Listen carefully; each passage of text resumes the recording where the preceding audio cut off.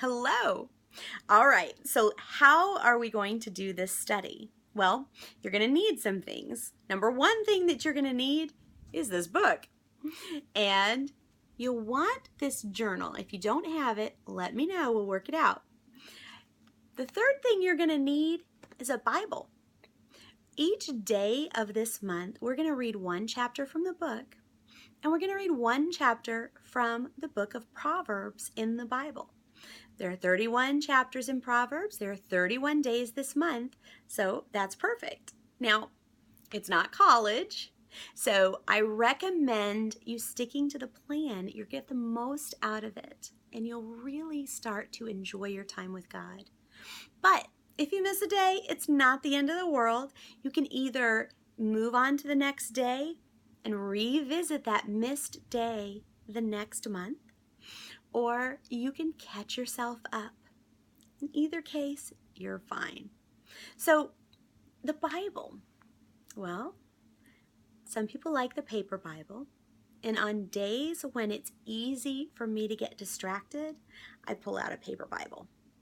But a lot of times I use the Bible app on my phone because I can compare translations to get a clearer understanding of what was being said and how, the finer points.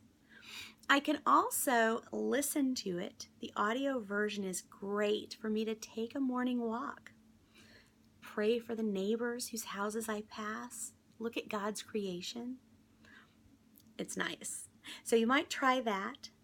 Regardless of what version of the Bible you listen to or read, there are 3 rules in this group. The 3 rules are, number 1, pray.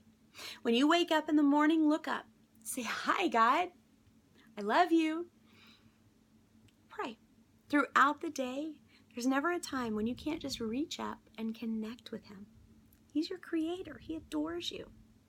Before you begin your devotional time, that's when you want to pray, "Lord, open my eyes. Help me to see what you're trying to get across to me for my life today.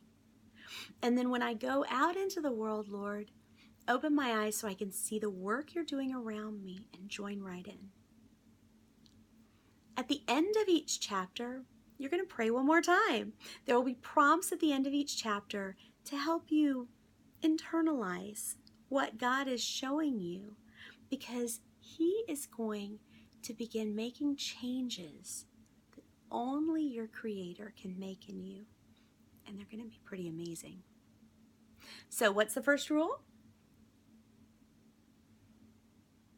Okay, I can't hear you anyway, but pray. The first rule is you're going to pray in the morning, whenever you do your devotion, and at the end. And then number 2, read the Bible, the whole chapter. Don't ever accept what somebody says is in the Bible until you've seen it and you've seen it in context. There's a story that preachers tell about a man whose daily devotion time consisted of popping open the Bible, reading the first verse he saw, and that was his guiding verse for the day. So one day he popped it open to Matthew 27:5. "Judas threw the money in the temple and then went and hanged himself." Yikes, that's a tough word. He thought maybe he'd try it again. So he popped open the Bible again and saw Luke 10:37. Jesus said, "Go and do likewise."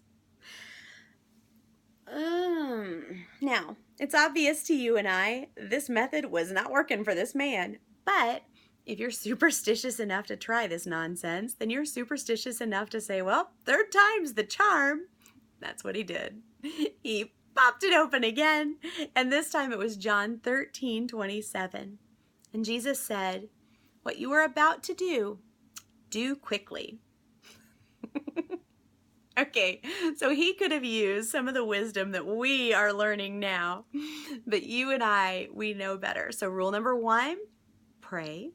Rule number 2, read the whole chapter. Don't worry about memorizing it. Each chapter of Proverbs has a variety of different truths for us, but each chapter of this book will cover one of the major concepts that are covered in Proverbs until they're all covered at least once. But I want you to get in that habit of reading the whole chapter. Rule number 3, that's why you're in this group. Share what God is doing in your life. Share what He's teaching you. Trouble comes when we isolate ourselves. Now, your relationship with God is between you and God, and His Word is the best way to hear what He's saying, but His voice can get muddled with our own understanding and expectations that are still a little immature. So come to the group. Say what God is showing you. Share what He's taught you. Help others, and we'll help you. And if you need prayer, this is the place to get it. We will pray for you without judgment, with faithful expectation and encouragement. So God bless you. I can't wait to get started. I'll see you soon. Bye-bye.